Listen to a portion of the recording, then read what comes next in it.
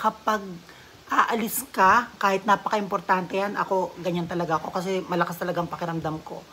Pag sobrang importante yung pupuntahan ko, na kahit nakabihis ka na, nakaayos ka na, parang ayaw mong tumuloy, hindi ko talaga tinutuloy. Today, we're going to celebrate Mamang's birthday at Viking sa SM The Block. Happy birthday, Mamang! Kwento ko lang sa inyo, dapat laging sinusunod ang instinct nyo. Lagi nyo susundin yung pakiramdam nyo. Kapag feeling nyo may parang may mali, wag mong itutuloy. Usually kapag pupunta tayo sa ibang lugar, may iba't ibang mga route, 'di ba? May iba't ibang mga way kung paano ka pupunta. Pwede kang dumaan sa malapit pero matraffic, or doon sa mga subdivision, shortcut, pero mabilis kasi walang traffic.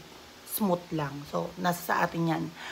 Kahapon may pinuntahan ako. Nung pumunta ako, doon ako shortcut sa mga subdivision. Then after kong magawa yung gagawin ko doon sa pinuntahan ko, nung pauwi na ako, dadaan ulit ako doon sa may mahabang daan, pero walang traffic. Though wala rin naman traffic doon sa maiksing daan, dahil hindi naman rush hour nung oras na yon. So, gusto ko lang dumaan doon sa isa. And then, nung nakalayo-layo na ako, nasa gitna na ako, may nagbubusinaan sa likod ko ng mga motor. Pagkabusina, lumagpas silang dalawa, may bumusina naman ngayon dito sa sasakyan sa kabilang kalsada. Tapos sa bandang dulo, may nagkakabusinaan din. So, medyo kinutuban ako. Sabi ko sa sarili ko, medyo malas to. Bad omen ito. Kahit malayo na yung kabila na kalsada dahil nakalayo na ako, halos kalahati na lang, nasa bahay na ako. Bumalik ako kagad, papunta doon sa kung saan ako galing, at dumaan ako doon sa isang daan. No?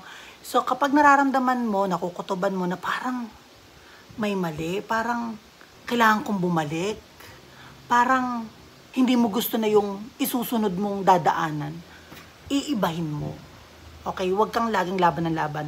Isang example din dyan, yung kapag aalis ka, kahit napaka-importante yan, ako, ganyan talaga ako kasi malakas talagang pakiramdam ko. Pag sobrang importante yung pupuntahan ko, na kahit nakabihis ka na, nakaayos ka na, parang ayaw mong tumuloy, hindi ko talaga tinutuloy. Kahit sa anak ko, minsan sobrang minsan lang naman siya. Actually, parang 2 times pa lang, na parang ayaw ko siyang papasukin. Hindi ko siya pinapapasok. Lagi kong sinusunod ang pakiramdam ko, yung instinct ko laging nananalo. Kasi yung pakiramdam natin, malakas yan eh. Yung prediction natin, malakas din yan. Nakatago lang. Kailangan lang natin sundin at the same time napapractice doon para lagi siyang lumalabas. Lagi tayong kinakabahan, laging imbis na ito yung tungo mo, iibahin mo yung daan. Ganon.